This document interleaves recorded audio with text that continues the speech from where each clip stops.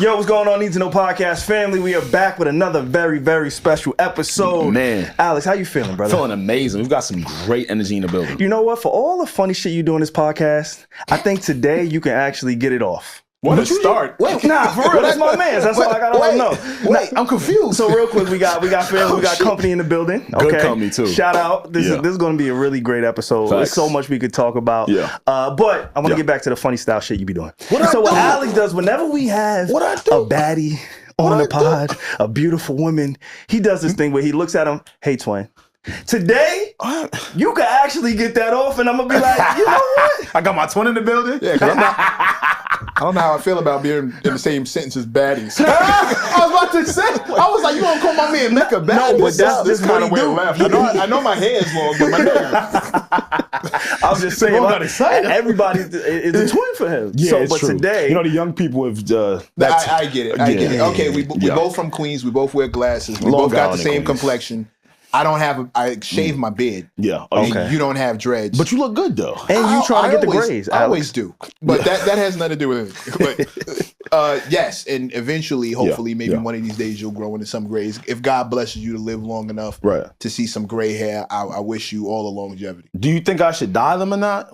I stopped when I stopped in my 30s. Really? But I started like in my 20s. You're lying. You started gray in your 20s. I saw my first gray hair at like 11. 11? You got And then- scared, and didn't then- you? Oh, nigga. Okay. Yeah. Let's do it. Let's do it. I lived with my grandparents for a while. Dope. And I don't know if anybody who's ever spent a lot of time with their grandparents, you'll probably be able to relate to this. When you get a certain age, you lose friends, right? Yeah. You know, Mhm. at that age, some of her friends were passing away. My grandfather's friends were passing away. Yeah. And I would hear my grandmother say, "The good die young."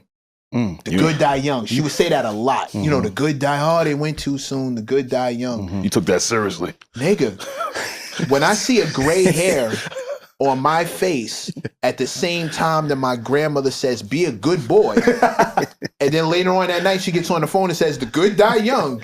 Be a good boy. I don't want to be good. The good die young. I want to be bad. And I got a gray hair. I'm like, what the? And my puberty riddled mind is like, oh shit, you start putting shit together. Yeah. I thought I was about to check out. Yeah, you gotta just go start robbing niggas at that point. You gotta turn it to the good into the bad. Just go bad. It turned into something else. I was like, nah. Like, I don't even know if this is worth this good shit. Who gotta get the... Thankfully, my father smoothed me out. Fire. Okay. And he was like, you like me. Yeah. We all gray early. Like I got mine early. You got yours a little sooner than me, but it's nothing. You're not gonna die. It's fine. And we talked me down off the ledge quick. I went to him with it. Pop. Frantic, Pop. too. You know? I gotta hurt somebody. I gotta get bad. See, you talking about that baddie shit. You trying to be bad when you're young. It was a Trying to different turn kind. up. It was different. He's like, Hey, Pop, man. I can't keep being good. I gotta blah, blah, blah, blah, blah. See that I remember having that same conversation with my dad when my hairline started receding. So I went bald at like 21. See? Cause my shit was all the way back here. Like my shit, that's why I wear the hats for real. Listen, You know what I'm saying? Listen. So I had the same heart to heart with my father. And He didn't say you was Pop, bad, though. He didn't say you was bad. Nah, but it's Right? something, it's genetics that you don't know, only got your you. pops can, They- you know what I'm they saying? gotta Like, walk you they through it. I see know what it you're saying. before I see- you know yeah. it. And you I see what like, you're saying, yo, why is my shit thinning at 22, dog? You know they got this thing in Turkey now. You take some of this podcast bread. Nah, I can't. Hop a plane. But get then on they over looking there. crazy. It's over now. The You said process it's over now. It's over. That's it. It's over now. And you handsome. Thank you, brother. I'll take that. I'd go get it, man. Listen, What? everybody, Yeah. What makes you happy? why not?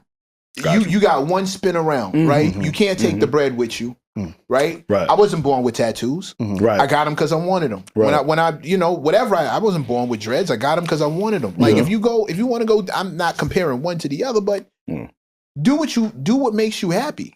Like do whatever it is that if you're not hurting nobody else, Right. In the process. spend your money how you want to spend your money. As long as you good at the end of the day, nobody got to suffer behind your shit. You don't have to cut nobody's throat to do it. Right. If it makes you feel better, That's a major conversation to have. I feel like there's a broader conversation behind that men may not be ready for.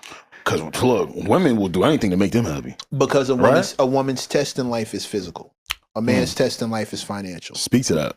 We don't get judged on our physical as much as they do. It's very often that you see a very curvy, very body heavy woman, not heavy as in, but a very, whatever it is that's physically attractive woman with a dude who may not be in shape, right? Yeah, but his finance, if we saw that, nobody's shocked. Nobody's surprised when you see a big dude who looks like he's got his money together with a woman who's very attractive. Nobody thinks twice about that because a man's test in life, as in the things that you are judged on by the masses, a man's test is financial. Mecc, I ain't gonna lie, you got a lot of wisdom, bro.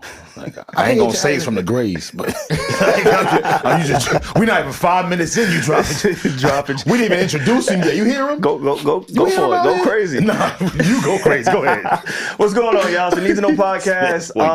What you need to know when you need to know on the Need to Know podcast. Yeah. Like Alex said, we got somebody with a ton of wisdom, a ton of knowledge in this game, in this space. Yes. You know, I don't like to offend people and say OG, but I think there's a respectful way to look at somebody and say you're an OG in this space. Absolutely. He's one of those guys. I've been tapped in for a very long time with his journey. Same. Alex and I went to school for broadcast journalism. Yep. Oh, that's what's up. And so in this space, yes, we actually do this. It's not just for fun. Like we train for this. I got it. You get what I'm saying? Like I don't want to disrespect you. I don't know if the camera can pick this up. They got like pins and like it's color coded and shit. Like it's not a game. They pulled up legit. Sure. So and when I say that again, OG, respectfully, Alex, I received that. Yeah. Good. I thank you. Because some people get on here and be like, nah, man, I don't want to beat it. But it's like you said, if you're blessed long enough to have that tenure, especially in a game like this, especially in hip hop, media, journalism, to go through all that you've been through, and we'll talk a little bit about it. I think that's a badge of honor. It's amazing. He's an orator, a producer, a father. No, I'm not a father. Oh, I know. I'm my fault. I've sunned a bunch of niggas. Well, you know why? That's where I was getting it from. I'm glad you knew. Because what did you say off mic? Go ahead. Say father figure. Yeah. That's what I was trying to get to. No dad bod, just the father figure. Just the father figure. Ain't calling them dad bods no more. This is a father figure. Yes, a staple in hip-hop journalism. Mr. Mecc, we are elated to have you in the building, man. Thank you. Let's clap it up, man. Let's clap it up. Yeah. Let's clap it up. Yeah. With that being said, I go by the name SaVon, SaVon, and the N for today just stands for new energy on the pod. That's it. I like that. I love how we have this rotating chair of guests and co-hosts and all of these things. Yeah. And I like talking to new people too, especially people that I respect. I admire their work, their craft. You know what I'm saying? Like, we'll get into it, but just go for it, Alex. I love it. What's up, y'all? It's your boy, as always. Parker Bone Poppy, never alone, always with a posse. And like I said, today, we have Mr. Mecc. That was cool. You like that? That was cool. You like that? It was very cool. I had some more, but we got a guest today, so I just slowed it down. Mecca Rashawn. You got a few monikers though, no? Yeah, but it's just Mecca Rashawn from here on out. Okay. I was MC when I was at the Source. I was writing under my byline was MC. Yeah. I was Mr. Mecc when I started performing with my people around New York City. I was Mecca Rashawn when I was A&Ring for albums and consulting with all these people. And now none of those things. Really? But I'm all of those things. So Mecca Rashawn. Mecca Rashawn. Yes, Mecca Rashawn at your service. What is Mecca Rashawn doing now? Whatever he wants. I like that. I've heard you say that before, but I want you to really get specific. It's still true. See, why? Because it's still true. I'm by and large, I'm consulting a lot, which really is cool for the artists out there. Reach out, not hard to get to. I clear the decks maybe about once a week. Yeah. So I end up posting every Monday to let everybody know what the email is. It's not free, but I'm here to help. Definitely a good look. A&Ring now.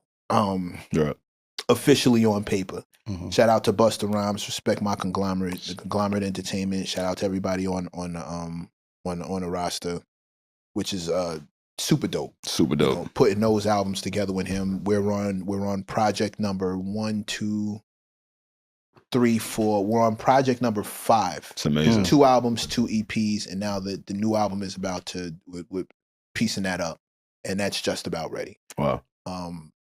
Great experience. What's that process like with Buzz? strenuous. Really? He and I argue, bro. I think you need that for a good A&R though, right? Not the argument, but just the back and forth. Challenge, to be challenged. You can't. What's the antithesis of a yes man? Right, whatever that is, that's what an A&R has to be. I think. I think other people have their way of going about it, and the dynamic is different depending on who you're talking to. Yeah. If you got a guy and y'all are always on the same page, then there's never a debate. If you go, I think we should do this, and he goes, oh, what if we do this? And then what if we do this? There's never an argument. It's just a free flowing exchange of ideas. I've been in those setups too with other artists, but me and Bus, he's competitive. And he's competitive like I'm competitive.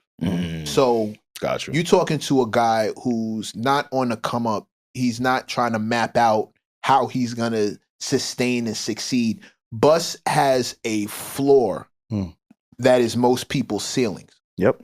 Success-wise. Yeah. Absolutely. You know what I mean? He can only go but sure. so there's on a bad day for him, it's only going but so he's still Bus. Exactly. I'm about to date myself a little bit. But Busta Rhymes, I'm going to give you 4 names, and these are the first rappers, artists that I remember. Busta Rhymes being one of them, Nas being another, and then we going to talk a little bit about him later, but Puff and Mace.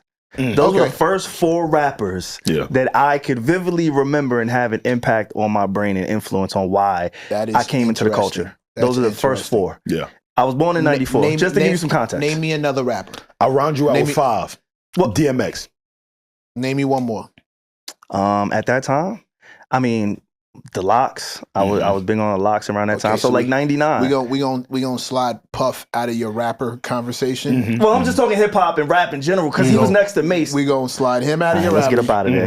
You had a producer that was rapping, so we gonna slide him out. We gonna put the Locks in. We gonna put the Locks there. I like that. Yeah, we go. Criteria is important. Okay. Criteria is important. Title is important. Rapping doesn't make you a rapper. Being a rapper doesn't make you an MC. Making a beat doesn't make you a producer. Right. Right. So let's. I think the more we have categories and placements, the easier it is to assess someone's talent. Right. If I give you credit as an MC, but somebody wrote all your shit, well, that's an asterisk. That's a disqualifying.